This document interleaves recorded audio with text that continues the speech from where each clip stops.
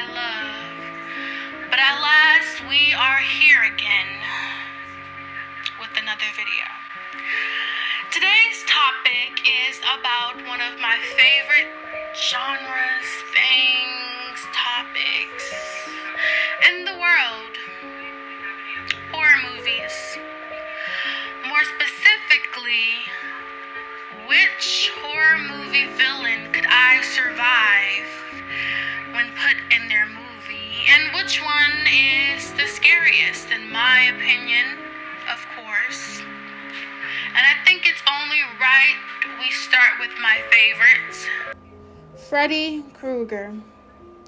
Freddy Krueger has to be one of the scariest, most disgusting looking horror movie villain there is, in my opinion. The burnt face. Okay, and even if not the figure of who he is disgusting, his backstory is disgusting. I won't even get into it. Like, if you don't know the backstory behind Freddy Krueger, search it up, okay? And next up, I'd have to talk about one of my most funniest, least favorite, scariest guy is Chucky. Chucky is funny in my opinion, and I think that all of the Chucky movies, specifically like from Child's Play, the first one, was not scary at all. Now, it was funny, yeah, but I think that the directors and writers progressively gotten better at making the movie funny, and I think that played into it doing so well, was that it wasn't just a scary movie, it was like a scary funny movie. We all love Chucky. If you don't, then that sucks for you. Chucky is one awesome, funny horror movie villain. Next up, we'll talk about Ghostface from Scream. In my opinion, the guy is not scary at all. And in fact, if I'm not mistaken, Ghostface is only just a human living being. He's breathing. Or sometimes she is breathing. Ghostface is not scary at all. I feel like they do a horrible job at putting fear into the hearts of people who watch it. Maybe in the movie people are scared, but in reality, if you're scared of Ghostface, here's where you just click off this video. Michael freaking Myers. There's something that's so like daunting. Like the rest of those guys, they play around with making jokes and being funny. There's a lot of comedic aspects to those villains, but his backstory is very sad and traumatic. And honestly, if not for Freddy Krueger existing, he would be the scariest. So if Michael Myers is your scariest horror movie villain, I respect that. That's an honest opinion and a valid opinion. There's a lot to be afraid. The guy cannot die. I mean, this October, we're expecting apparently the last installment of Halloween franchise. Halloween ends. We'll see about that. Now we shall talk about which horror movie could I survive with those villains. We'll go through all of them. So we'll start with Chucky this time. Chucky, he is a very good, his movie series is very good, and I feel like what makes me love the Chucky franchise so much is that at first it was just about Andy, but then it was like Chucky don't care. Like if you get in his way, he will kill you. Like that's what Chucky was all about.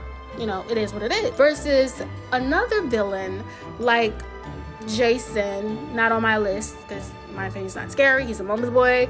Like he only goes against certain people or people who come into his vicinity. Like if you don't go to Camp Crystal Lake, then you won't have to face against Jason. Next, would I be able to survive being in Nightmare on Elm Street? Honestly, it depends. I'm not really sure if Freddy ever goes against anyone else. I think he just sticks to Nancy and the gang. Now he did try to attack Jason, Freddy versus Jason. I don't know. I guess it's just a matter of opinion if you think that Freddy Krueger has a specific target in mind or if he just goes against anyone. But he attacks mainly in the dream. Like, that was the main premises of the movie, was that he attacks through your dreams. So in the end, do I feel like I could survive his movie against him? Yeah.